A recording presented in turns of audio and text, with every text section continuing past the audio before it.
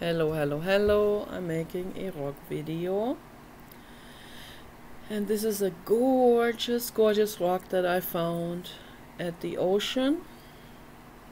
This is an ocean jade. It is absolutely gorgeous. I've made several videos already in the past with this ocean jade, and as you can see, the color, this ghost green is there in that ocean jade, almost the same color as my nail polish, and my artwork looks absolutely incredible. It has these veins inside. It is naturally polished by the ocean. Started out as a much larger clump of rock, of course, that may have broken off somewhere, off some kind of cliff or something, and then it has tumbled through the ocean, tumbled against other rocks and the ground, corals, sand. It has tumbled around the cliffs of sharp rock cliffs, and this has been going on, you know, like going through a tumbler washer for millions and millions and millions of years. And this is the outcome from this. This is millions of years old. And people, they go there and they pick rocks, and now there are less rocks now because people are taking all these rocks. And in LA, in Playa del Rey, I don't see any rocks at all because people have picked all of these rocks over the years. So, but you know, but at the northern California shore and the southern Oregon shore, there are still amazing rocks that are washing up, and once in a while I take a rock. I'm guilty of it too, but there are other people that pick like buckets full of rock, and that's not okay. That's absolutely not okay. I don't know what they do with that. They probably use that to put into their driveway or swimming pool. I have no idea, but that's not okay. You can take one rock, maybe two, that's it, okay? And you can put them into your purse, and that weighs down the purse heavily. So I have picked some larger rocks even there that weighed down my purse very heavily, or they weighed down my cargo pockets very heavily, and I walked like I was walking with lead boots. Through the sand, and I would sink into the sand deep, and I would make huffing and puffing sounds as I walk, sinking into that quicksand in the dunes. That's very nice. We haven't been there in a while. I want to stop at the beach if we have enough time on the way back to the other house, so which will be the day after tomorrow, or maybe tomorrow, I don't know. I have to ask Paul. I think tomorrow we're going. So I want to stop at the beach and maybe stop at the horses. The albino horse is back, and that is wonderful. He was back already with the same girlfriend that I already filmed, and then the next time we came, he was there and the girlfriend was gone, and I felt so sad. I cried. I felt so sad. He was so sad. But he had another baby horse there, a younger baby horse, just like a couple of months old or half a year old baby foal, they're called. And that baby foal, I don't know if that's the same one that was there a couple of years ago, but they took the girlfriend away from him, a teenage girlfriend horse, and they loved each other, and they just took the girl away from him, and they don't think about this, what that does to the horses. They never think about this, they never do. There was a gorilla in some kind of primate center, or I think a primate research center, where they had a larger territory, but all enclosed. They had a gorilla, and the gorilla had a gorilla girlfriend, and they loved each other. They truly loved each other. And then what happened is, either one of them, I think they weren't having babies. One of them apparently wasn't fertile. They did have sex, but I guess they didn't have offspring, and the researchers, not thinking about the consequences, took the girlfriend away from him. And I think and I don't know exactly what happened, but I think he died. He got so depressed that he didn't want to eat anymore.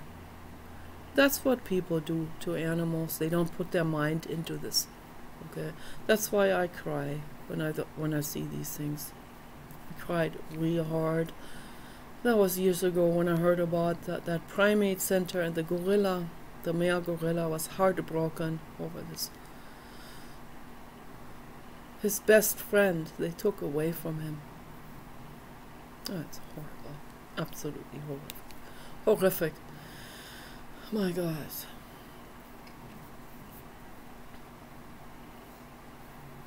And it must have been absolute hell for the female too. It's horrible. It's horribly thoughtless and heartless of people, the way they act.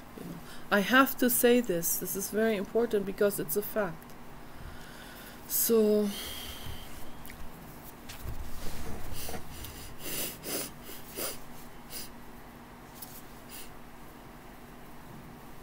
it's sad. So, but I want to talk about a couple of things that I have been talking about to Paul and to my computer already. I want to talk about something that feels a lot better. But in order to make the world better, we must look at the mistakes that have been made. Otherwise, we can't fix things. We can't just sit here and wait for an extraterrestrial alien spaceship to come by and say, hello, we're here to fix all of your problems. No. Okay, no, that is not going to happen, most likely not going to happen. The odds of that happening are so incredibly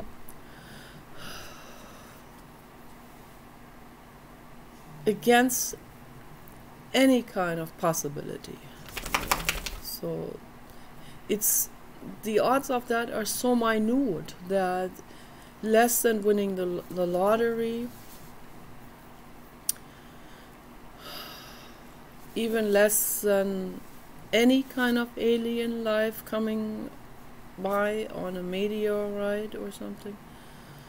I mean, that would already be unbelievable, right? If there's some kind of meteorite that crashes into the ocean and that happen to have something on it, something alive on it, however microscopic, that would already be unbelievable.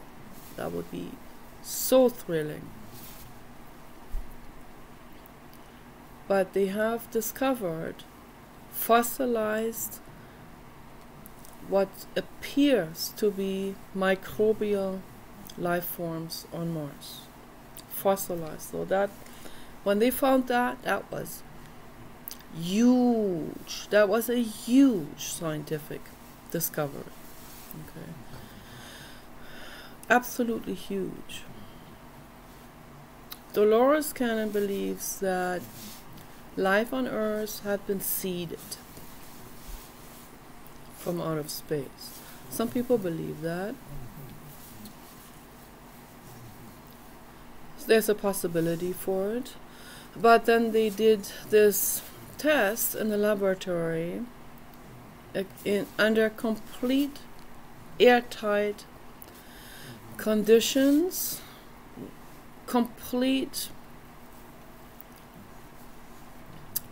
everything completely sterilized. Okay, they recreated the primordial soup, the conditions that were there originally when the Earth was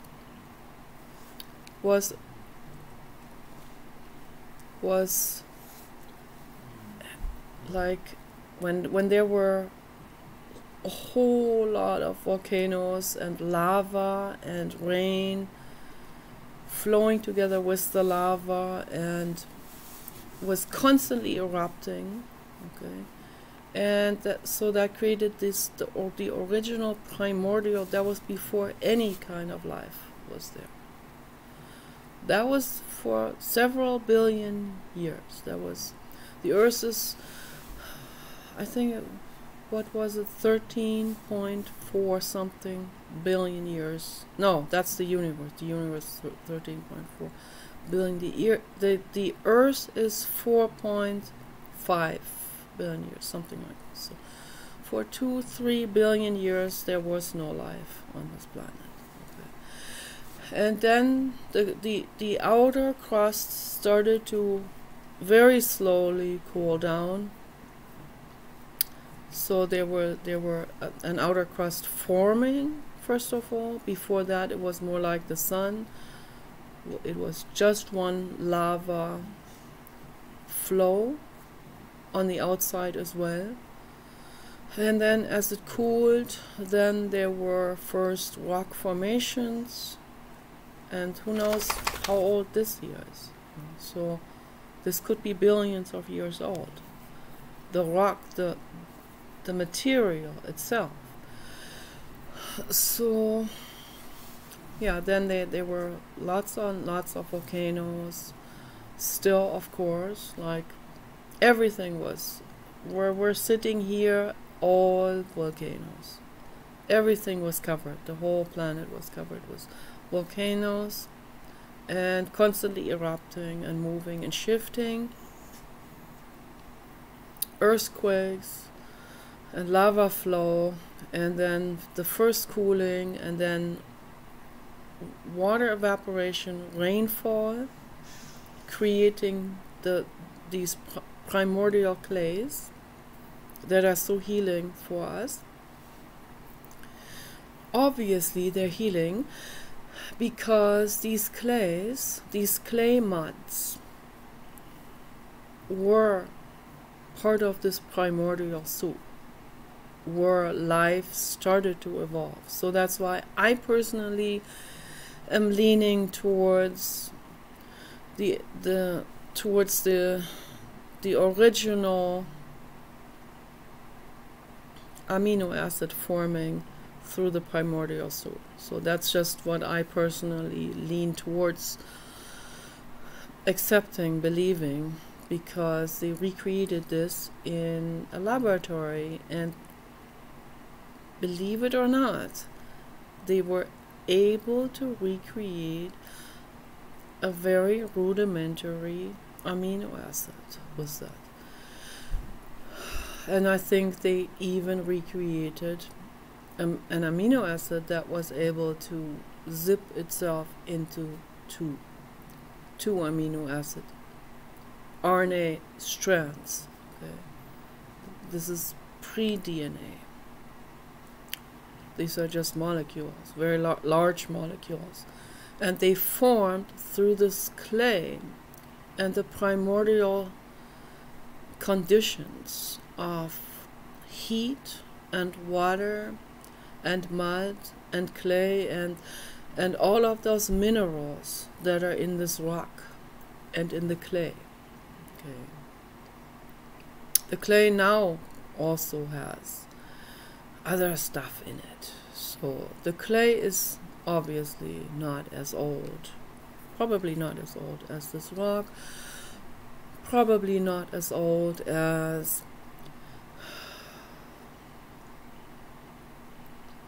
like when the earth was 2 billion years old or something. So I think the clay is maybe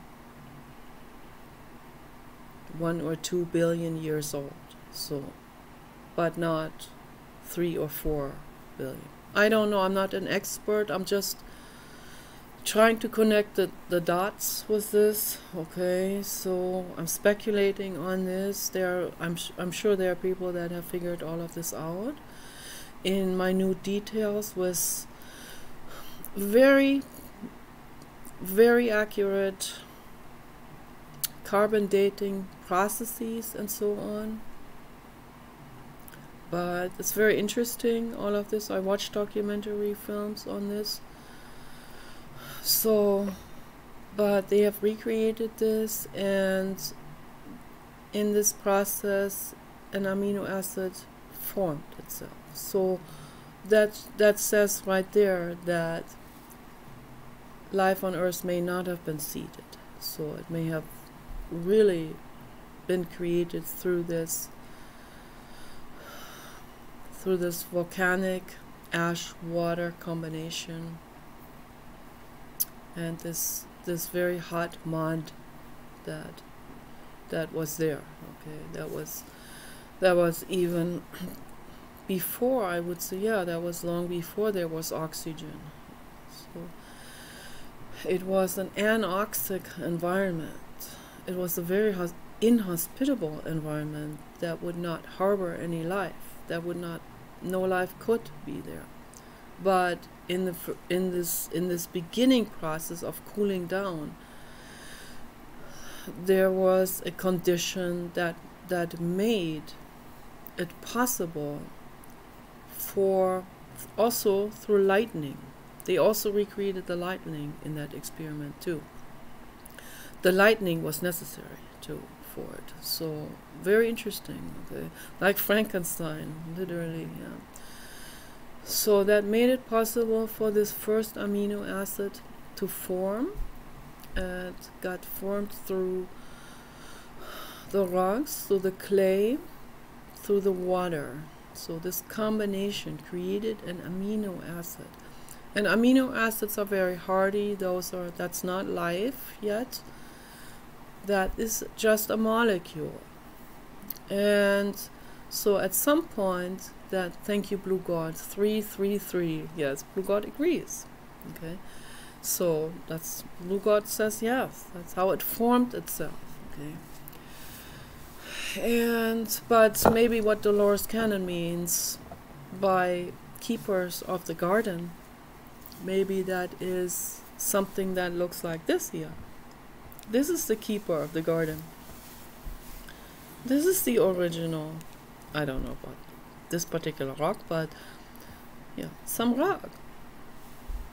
There were tons and tons of meteorites all the time. So the Earth consists of rock material from outer space. Okay, so if you want to call the meteorites aliens, then the whole Earth is basically consisting of alien rocks, right? But if you want to call that alien, but it's really not alien. Nothing is really alien.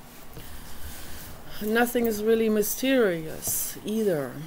So there's no mystery. If we dive into it as a researcher, we can uncover the mystery, and then it's no longer a mystery.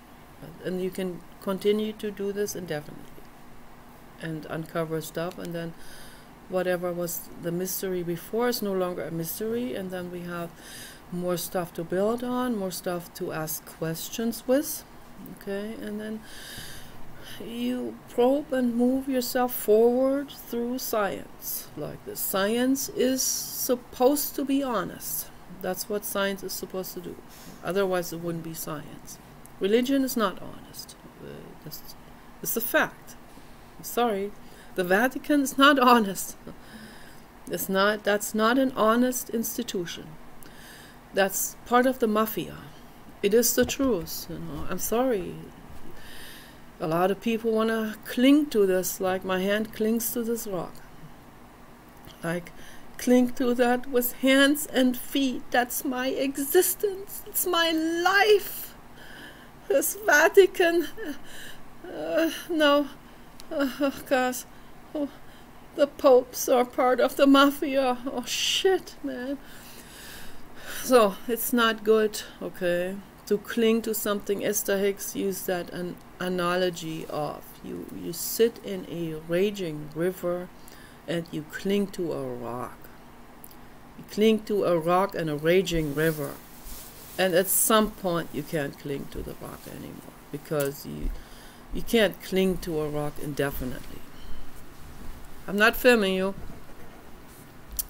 You can't hold on to, you can't be grasping onto something indefinitely, because nothing is indefinite. Nothing is indefinite. My artwork is not indefinite. There will come a point, this might be carried over to other generations. It might, if, you know, I hope that it does. Not for my ego.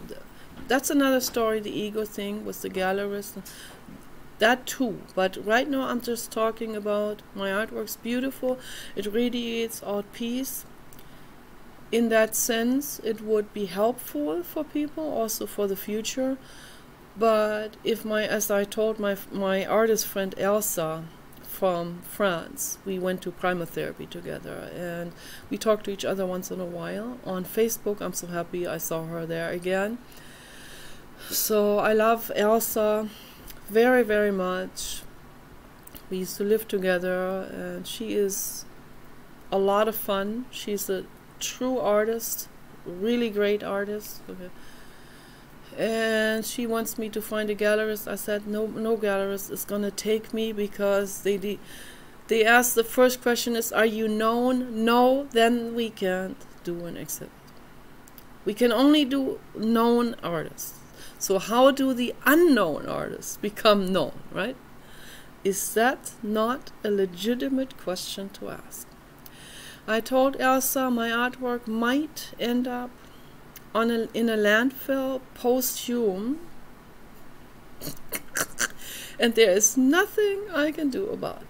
Okay, so, but let's hope that someone will do a salvation of my artworks, that will draw them out of a landfill with diaper shit clinging to it, right? And carefully washing it and hanging it back up, or making an exhibit and excavating my videos from the past and making some kind of documentary film about this very weird lady that made these paintings and made weird videos. Okay, so, but just hypothetically, let's say someone carries that over, and maybe it's being carried over for thousands of years into the future. This might last, because it's on styrofoam and it's acrylic paint, that might last for thousands of years if it's well kept, okay, in a climate controlled gallery or something, or storage room. In LA we just didn't have the money to put our stuff into a climate controlled storage. We stored some stuff in locker rooms at a friend's house, and I had to give all of my artwork that I had made in LA, I gave it all away to people. Just gave it away. Most of it left in the house for the buyer, and they were very happy about it, and so that made me feel good that they liked my artwork, and I felt like, okay, so maybe they will they will value my artwork and take good care of it. I hope so, you know. So, but even though my paintings in LA were on canvas, they wouldn't last in some kind of non-climate controlled storage room. That would never last. The rats would get in it, mold would get in it, temperature, moisture in the air, and all of that. That would never work. So, and even on styrofoam, that would not work for a very long time. A little bit longer than canvas, probably. I don't know. But the rats there are rats that dig tunnels into styrofoam. And there are even caterpillars. I saw it on the internet now. There is a caterpillar. I saw it on Twitter. I don't know if that's some kind of GMO, like genetically modified organism created in a laboratory, or if that's an actual caterpillar that has evolved on this planet, but which is very strange. But there is a caterpillar that eats styrofoam. Weird stuff. A large one, like as big as my finger, like this here, big caterpillar, goes into styrofoam and eats it and digests it and poops out some kind of, I don't know, oily stuff. This stuff is very weird, because styrofoam is a plastic material, okay, which is artificially created through heating raw oil and all of that. So it's really something that should not occur naturally on this planet, and a caterpillar that eats this should also not have evolved naturally, but maybe they have. So I don't know for sure, but anyway, so these things don't last, right? But even if someone took really good care of my artwork, for, let's say, for like, if they take this to another planet, or if it goes out into the infinite cosmos, because people evolve and take my artwork with them and keep that in a very climate controlled and a dry room and all of this, free from rats and styrofoam eating caterpillars and all of that, then my artwork could last, theoretically could last maybe for a couple of million years, or maybe for some billion years. But at some point it will fall apart. At some point it will. Okay. But by then they could have made taken photos of it, they could have made replicas of it and all of this. But the original pieces will at some point crumble apart. And that's what happens with everything. And that's why Esther Hicks said, that's why she uses that analogy. You sit in a river and you cling to a rock. If no one comes there to rescue you out of the river, then at some point your strength will give up, and you will no longer be that strong holding on to it.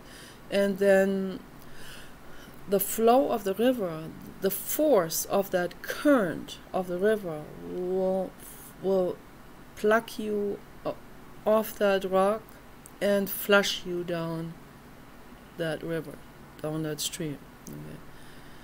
And if you're lucky, you survive and you get stranded somewhere. But what she's saying is that it doesn't matter how much people cling to anything, religion or a belief or this or that, or even atheism, that's another belief that people cling to. Okay, so the belief that it started with the Big Bang and then there was like nothing before there, okay, that's another belief. Okay, so I argued with Nick the Modern Mystic and Gary Inmendham about this in 2008 and 2007.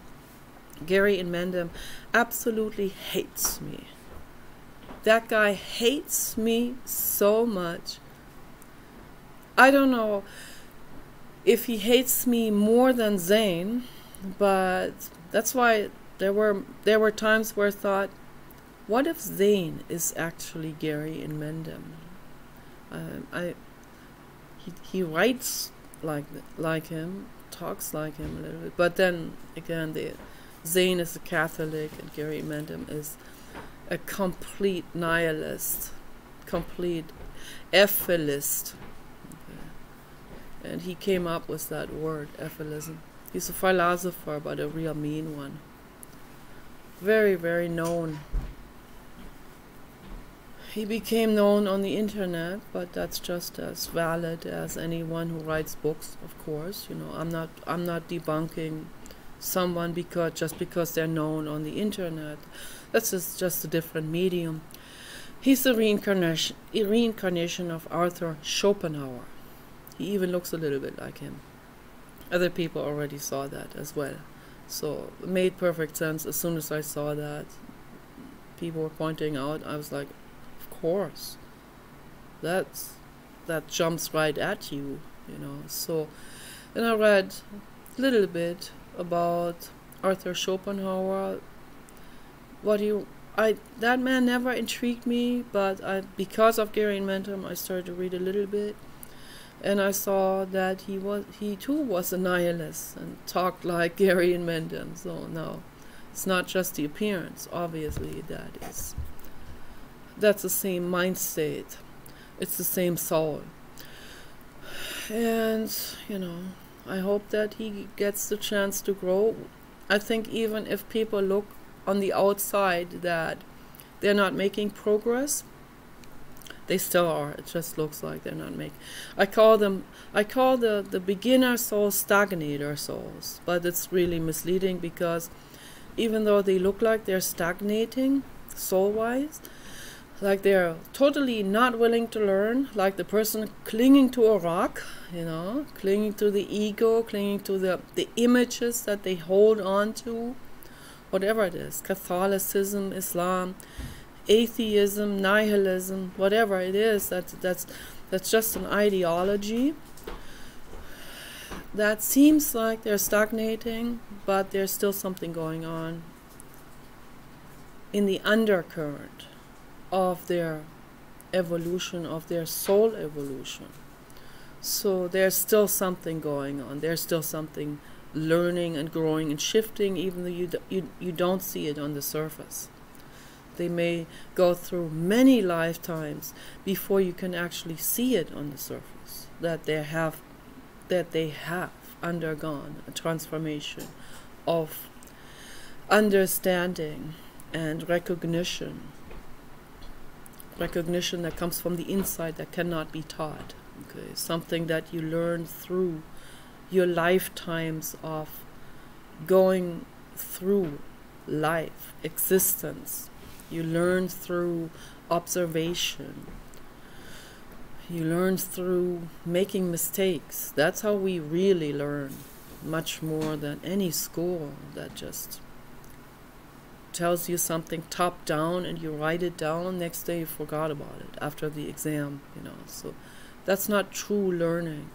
True learning is you live and you experience. Okay, sometimes we learn the hard way more often than learning the good way, right? So the easy way. Easy is usually not so much of a teacher. The hardest teachers are the best teachers. That's what the Buddhists already recognize for that very reason, you know. So I don't know if Gary in Mendham he was so mean to me that I have the right to talk about him. He was so brutally mean to me. I felt like he would kill me if he saw me in person. He's so double standard, unbelievable. He doesn't know it, doesn't realize it, does not realize it. He's full of bitterness and hate. Okay, I feel sorry for him. I'm really sorry for that. Anyone who's in a mind state like this. And he's also sexist. He probably thinks he's super not sexist. He's super woke or something. But a lot of liberal men are actually super sexist, and they don't even know. They don't even realize it. Here comes along a woman in his life who has a deeper insight into this material than he has. That's the ego cannot handle it. The ego cannot deal with that. So he's every bit, and maybe worse even, than the haters in the chat room. So I don't know. Maybe the only difference would be that maybe he would have just enough sense not to throw the meat hook into my face in actuality. So, because he doesn't want to go to prison. So maybe there would be a last ditch recognition of his brain that says, oh, don't do it, you go to prison, or you get the death penalty. Right? Some of the haters in the chat room don't have that. And they would just throw the meat hook in my face. And then deal with the consequences later, right? Those are harsh consequences, I'll tell you. Not just in terms of legal penalty. That's even the least. Because you probably, if you're black and you throw a meat hook into my face, you probably get out of jail in a couple of months. Governor Newsom will do revolving door. You go to jail for a day and then you get out. It's called affirmative action. Okay. And then you will do it to another person and another one and another one and another one. Okay. No, I'm talking about karma. Okay. I'm talking about the actual karmic consequences of this, which you don't recognize or see right up front. But it's that karma is not Governor Newsom. Okay. Karma is ruthless, absolutely ruthless. Karma is so ruthless that Jesus Christ said, he said to the infinite cosmos, be merciful on them because they don't know what they're doing. And they don't know what they're doing. They really don't know what they're doing. But I talk to them to try to talk sense into them. I try to warn them. You know, if they don't listen, they don't listen. That is their life. That's their samsara, as the Buddhists call it. You know, the cycle of suffering. You know, they suffer. They cause suffering. They don't understand what they're doing. I want them to see what they're doing, and I want them to recognize it so that they don't have to make these mistakes, but they don't listen. If they don't listen, then they don't listen. Then they have to go through that cycle of suffering with the karma and all of that. Philip Jones is first of all coming back as a woman, as a very girly woman, in his next lifetime. Sorry. So the soul has no gender. You need to do that in order to learn. And it's not going to be easy. You're going to be a man again in the next one, woman in the next one, alternating. That can go on for, I don't know, gazillions of generations, gazillions of lifetimes. But something is learning, very gradually. But it's learning from first-hand experience. Okay. let me use an analogy for this. Let's take a child of 10 years who has never had a cut to their skin. Never. Which is impossible. Every single child has at some point been cut or hurt or skinned the knees. We did it all the time, falling off the bicycle. So, but let's just say there's a child that was so sheltered, which does not exist. I believe that does not exist. That would be so incredibly rare if there's a family that shelters their child to that degree where they have never ever had a cut on their skin up to age 10, right? So now you put this child together into a room with another child of age 10, and that child has gone through numerous cuts and bruises and skinned knees from rough riding their dirt bikes and whatever, their bicycles and roller skating and roughing it, roughhousing with other kids and so on. So they come together, and the child who had this experience of hurting, of getting hurt, the skin and all of that, will tell the other one about those cuts and bruises and all of that and how that hurts. Obviously, the sheltered child has no idea what the other one is talking about. Okay, so he learned it in school. Yeah, the teacher tried to explain what it's like to be cut and how that burns and hurts, how a wound hurts, right? It burns.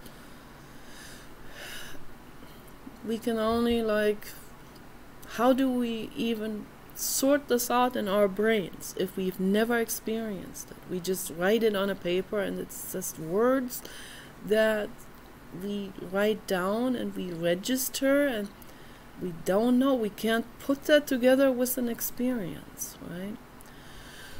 So the sheltered child will then say, I don't know what that feels like. I have never been hurt. I've never been cut. I don't know what it's like. Okay, this is an analogy that stands for reincarnation, that also stands for a person like a beginner soul. I call them the stagnator souls, but they're really not stagnating. So I should not have called it stagnant. Maybe I will change the name later on and call them something. Just call them beginner soul. Okay, let's change it right here. Okay.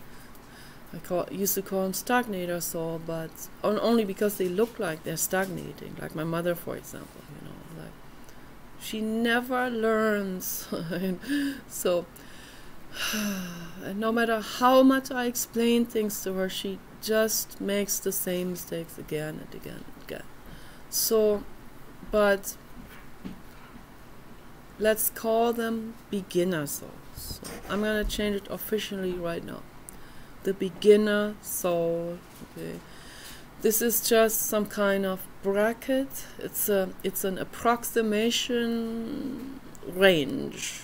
Okay, there are all kinds of intermittent development, a stage in between, and there is no definite border between the beginner soul and the student of life, which is the second step.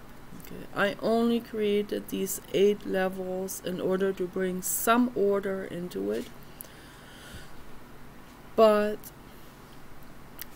and anyone create something like this. You can create that too. I'm not a genius for doing this. I'm not some god, or I'm not a guru. I just created this order in order to understand it better and see an approximate range, or an approximate spectrum. Let's put it this way. It's a spectrum of, I hope he doesn't walk by now. It's a spectrum of soul school. Okay, spectrum of lifetimes that we live and grow and learn in. Okay, it takes a lot of lifetimes. Okay? So the more advanced the soul is, the more lifetimes the soul has experienced. And that's the real school. That's how we really learn. The sheltered kid doesn't have a clue, okay? And that, in that sense, that is the same as the beginner soul. The beginner soul doesn't have a clue. Like I talked about this before, there are some people that feel no pain, no physical pain. And I have the feeling they also don't feel emotional pain either. There's something in the brain that prevents them that prevents the brain from processing any kind of discomfort or pain or emotional pain. And these people are magically popular. And the reason why they're popular is for the same reason as the waitress who takes a lot of cocaine gets higher tips. This is not a commercial for cocaine, because you pay the real high price later on. Everything has a price. Okay. You pay with your health if you do that. So what I'm trying to say is, when you don't have so much pain, people in the chat room say, take marijuana, you know, you need to you take some of that stuff, that THC or whatever it's called. I can never remember this marijuana material. Okay, so cannabis. So no, I won't. I've tried all of this long time ago. I didn't like it at all. Made me more paranoid. But to most people, it's kind of numbing. It's kind of, it numbs the brain down a little bit. It numbed my guinea pig's brain. You know, I was like, why is my guinea pig so numb and so relaxed? But I am not. But I'm paranoid. What's going on here? Obviously, my brain is a little different. Process these things differently. Not all substance works equally well for every single brain. So that was not my go-to numbing thing. Okay, my go-to numbing thing was alcohol, nicotine, quaaludes, those kind of things. Okay, but all of this you pay with your health. Okay, it's not a good idea. But I'm using this as in order to explain about what it's like to know about pain. Okay. So that anyone who has no pain, they have no pain, they will be popular, because how can you bully someone who doesn't feel pain? How can Philip Jones bully me if I don't feel anything? If my whole body is numb from lidocaine, right? Like the piece of my cheek was at the dentist's office. Right? If I'm lidocained, my whole body, right? How can Philip Jones bully me then in that moment? He can't. There's no response coming back. There's no, oh, okay. That's no fun. Okay, so they leave these kids alone. They leave those kids alone that don't react to bully. They want reactions because they themselves are in pain. They want to be seen, even if it takes a temper tantrum to be seen. They're in a lot of pain, the bullies. Anyone who is not in pain would never bully another living being.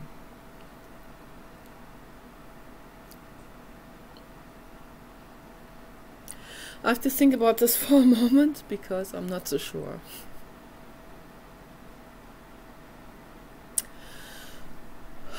Well, they wouldn't be going out there in order to cause someone pain. Let's put it this way. Okay. Because there were two brothers. Once that's in the Psychology Today magazine. There was a scientific research paper done on those people. Somewhere in the 80s, there were two boys. They were like 10 years old. They were all busted up, like their entire bodies were completely busted up and constantly busted up. And they didn't feel pain. They're among those, I don't know, like 10 humans on the whole planet that have this very rare genetic condition where they don't feel pain. And these two brothers, not in order to cause each other pain, not because they were sadistic. It's actually the opposite. Someone who's sadistic is so vulnerable and feels so much pain and so much hurt, feels all the time disrespected. That's why he does that. Okay? I'm bringing out the facts to the surface. You need to know this. You need to learn about yourself. Okay? The two brothers that didn't feel pain, they busted each other up doing rough housing because they didn't feel pain. Okay? So they didn't feel pain. They thought the other one wouldn't feel pain either. They didn't even know what pain was. They just thought that's weird that this made this guy bleed, and then they were laughing because they didn't feel any pain. Not because they were sadistic. They were just busting themselves up and each other. And if they ever touched the mother the wrong way or scraped her with some toy, she would be screaming and like, "What are you doing?" And so they could somehow identify that, okay, so that she doesn't like that. That doesn't feel good to her.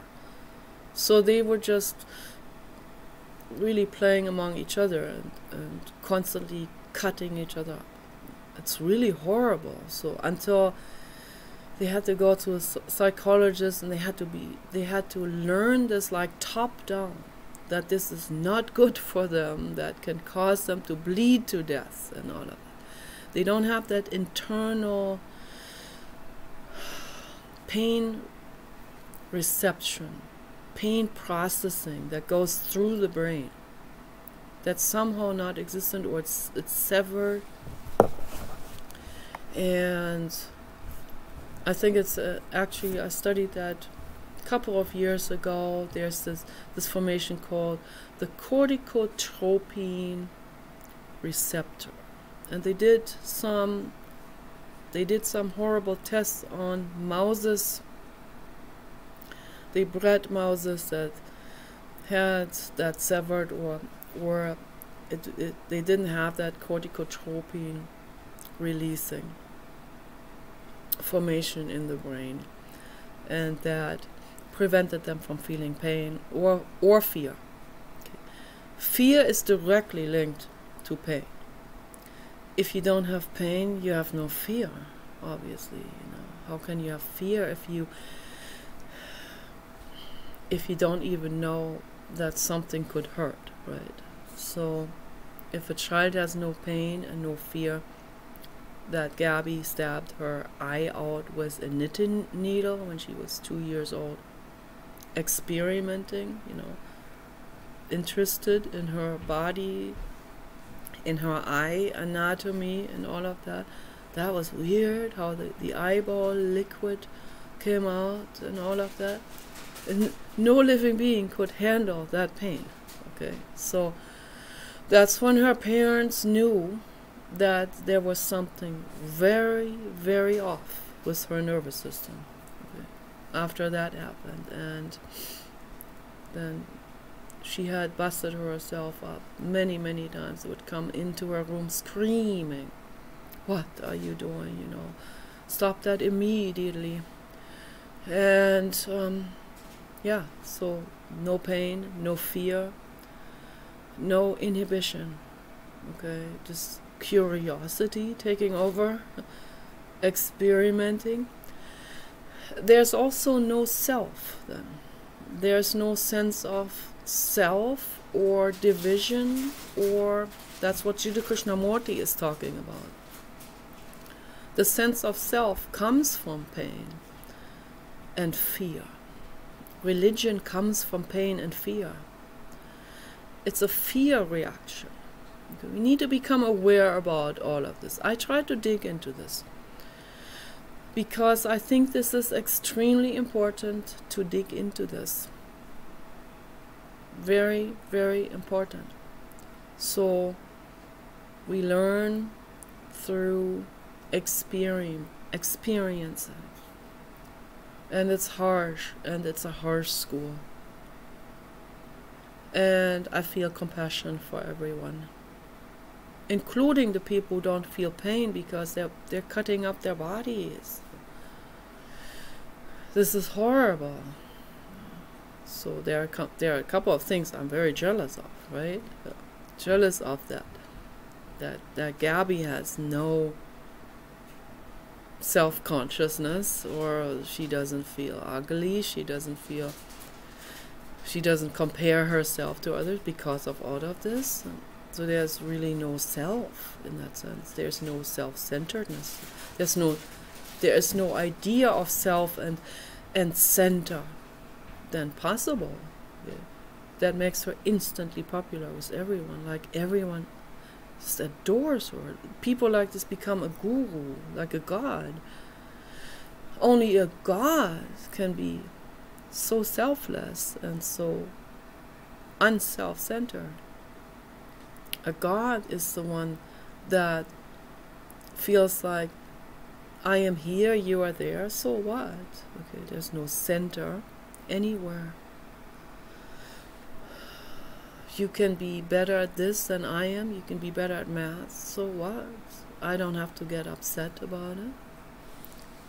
I don't have to feel disrespected by someone looking at me the wrong way.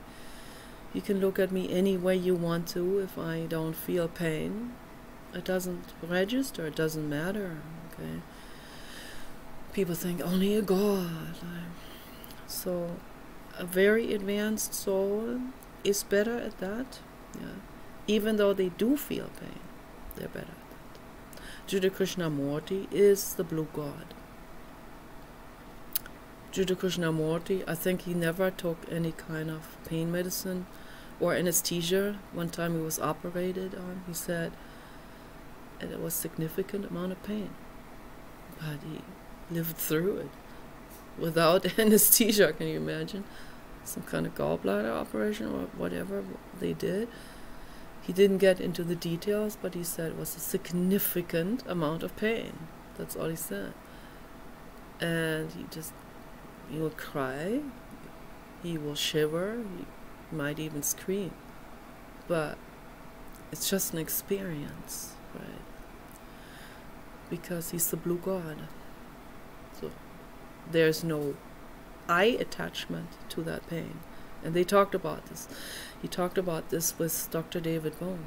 If there is no I attachment to the pain, then the pain is there, but I am not identified with that anymore. So if there's no identification with it, then I go through life cautiously, but I am not overcautiously.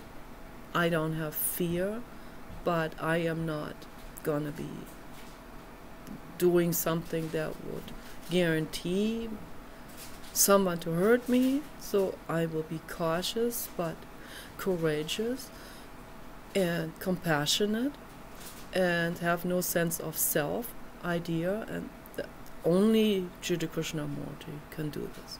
I can't. I'm full of self. I'm full of ego, okay? I'm not a guru. I can never be a guru. I'm an artist.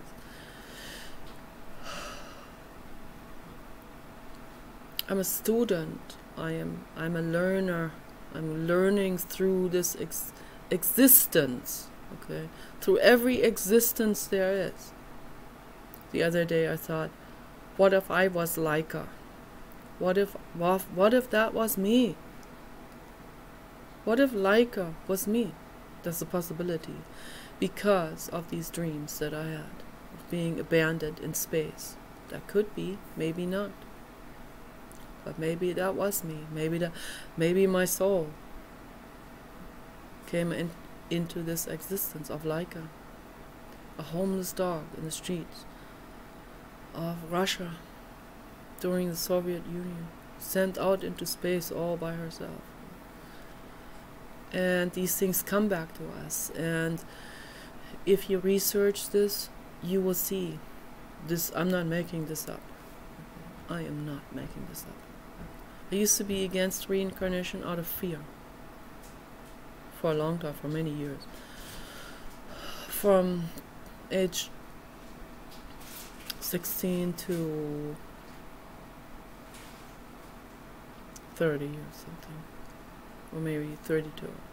I was actually an atheist against all of that, out of fear. Okay, that's what it was. But in the back of my head, it was, I mean, I wasn't like totally, I wasn't in denial. In the back of my head, it was right there. I knew that, I knew all of that is there. I knew the occult is there, but I wanted to tell myself that everything's just materialistic. It felt better, it felt safer. Okay, so, but at some point, there's no way. It's like clinging to a rock, atheism. Yeah. At some point, the current takes you off that rock that you call atheism, and you get flushed down the river, and you see that nothing clings, that everything is in a constant fluctuation. Okay, and the occult is there. It's obvious. It's right in our faces. So if you want to study that, if you want to look at it, there are very interesting documentary films on reincarnation. People that there were hardcore religious in religions that don't believe in reincarnation. They were faced with reincarnation so frontally, full on into their eyes, through their children, that they could no longer put the blinders on it anymore. And it's amazing. It's absolutely amazing what some children will say. There are some children that will suddenly say to the evangelical mother, and when I was in Vietnam, shot down by a fighter pilot, I bled to death. And the mother is like, what are you talking about? You know. So, and the kid continues to talk about it in detail. They find out this person existed. They find out that everything the child says is truth. That's when they know that what they have learned doesn't hold on. Okay, like holding onto the rock. The flow of the occult of existence flows them downstream into truth and further discovery. Okay, so you guys take care.